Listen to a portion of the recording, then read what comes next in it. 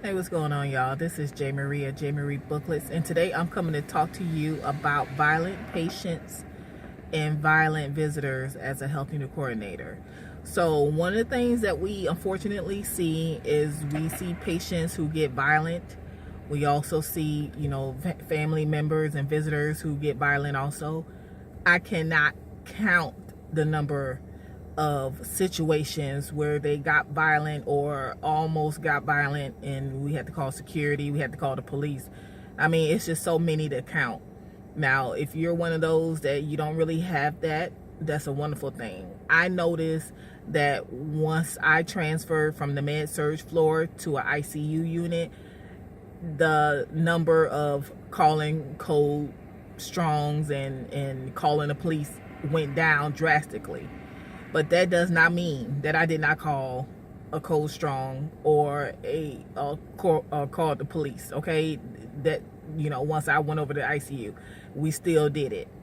I mean, I remember this one patient had just come onto the floor. He had an operation done, and his wife was weird. The wife was real weird. I don't know if she was drunk, but she started screaming and carrying on. I don't know. Something was going on with her, and actually she got security calling her twice. Okay, I was the first one, and then after we got her out of our unit, she was harassing people in the waiting room, and so she got security called on her again. Okay, they was like, this, no, we were just here. Like, no, there's something else. So she didn't get physical or violent. She did scream, and I'm like, we don't scream. Okay, you know what, hold on, while you screaming, hold on for a minute, let me call this security, because we don't play that around here. This is the ICU unit. We don't play that around here. You'll be in here screaming like something wrong with you. Go in the room, be with your husband. Okay, why are you out here? So she had it called on her twice. We had to send the police to go over someone's house. The family member threatened to kill the doctor. I mean, like, he wrote it on a piece of paper, like, I know where you live, or like, and then left the paper. I'm like, you real dumb. But we were a little upset because the administration did not want to prevent him from coming into the hospital and seeing his family member, because that would have made it a bad situation worse. Like, this man threatened to kill the doctor, and he can still come into, I mean, we sent the police to his house, and he can still come here, and you don't want to make a bad, I mean, it was just like, whatever. Nobody was happy about that situation. Nobody was happy. But I know stories of nurses being hit. Like, patients were at the other hospital, and they got transferred to, they were at the other hospital, the family member was whatever, and then they get transferred to the main hospital, and then of course the patient dies, and the family members, and they're beating up on the nurses. Like, this happened. Do you hear me? Now, they were out of control when they were at the other hospital, and then you transfer them over here and they out of control, and they putting their hands on the nurses. Like, yeah, no. And I don't know why it is that people think they can come. I can kind of maybe understand the patients, because sometimes, because I want to chalk it up to, the medication, how people respond to medication. It can make them not be that way. You have a lot of people who are drug abusers. We got to accept that fact. So, I can, the patients, maybe. I don't get the family members. I mean, I understand their emotions and stuff, but, like, come on. Like, you don't go in the hospital putting your hands on nobody. Like, what make you think that that's okay? Like, what make you think you can talk sideways to the nurses and to the staff? I mean, I understand it's emotional, especially if something is going on, but you would think that the person would be grateful. Like, they would be grateful. But it's just like it's your fault that the person is there. I just never understood that.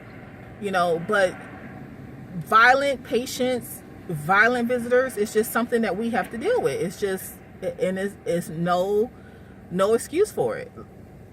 Sometimes you got family dynamics going on, and I can kind of understand that. And those of us in medical field, we try to stay out of the family dynamics, because you might have the daddy in the hospital, and then this daughter is like the primary care, and they don't want the other daughter to know and all that stuff. We don't get involved in none of that.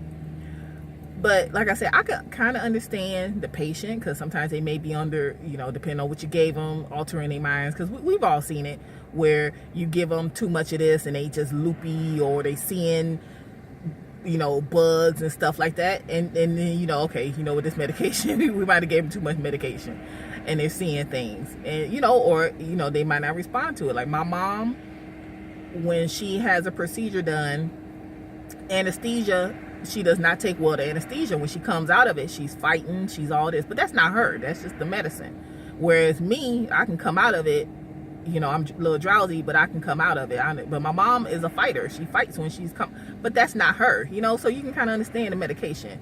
But some people, I don't understand why they come into the hospital with a chip on their shoulder, whether it's the patient, whether it's the family, whether it's a visitor. I just do not understand it. There are so many stories that I could tell of when we had to call security because people were getting belligerent, and it just didn't make any sense. I remember one time we had a patient, he was a Baker Act.